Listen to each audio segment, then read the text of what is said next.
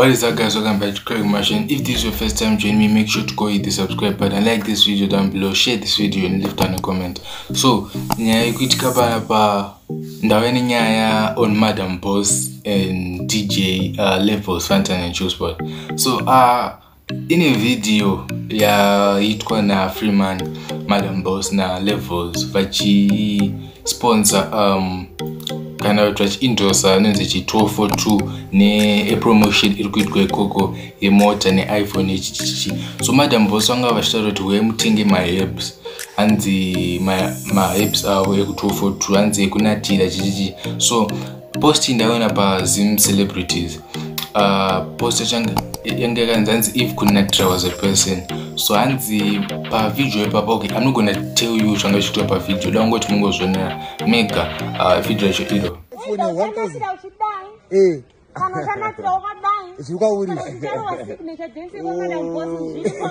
Okay, so basically maona zvanga chita Madam Boss kumashure kwacho kwanga kuna Levels Juicepod.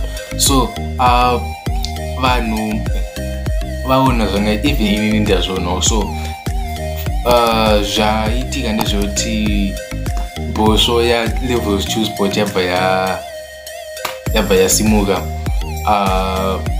apa taira Madam Boss mukadzi wemunhu. So inini yangokuradza zvanga zvangotaurawo ma comment section about nyaya. I don't want to take it deep in. Yangokuradza zvanga zvakutorawo muma comment section. So let's get into the comment section.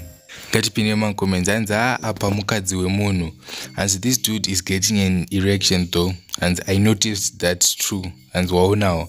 So Levels dzanga dzatomira muru zvikanzi havasi vakuzvinyanyira, hanzi Levels asimuka apo, hanzi if ever kune vanhu vakapusa its move zvakaoma ukuda mwana aite sei naitaira.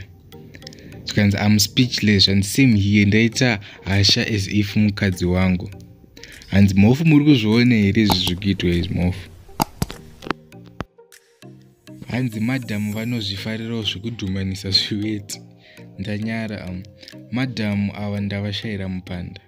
Umwe akati I will reserve my comment, but pamberi nekunatira shuwa pamberi nekunatira COVID mawana.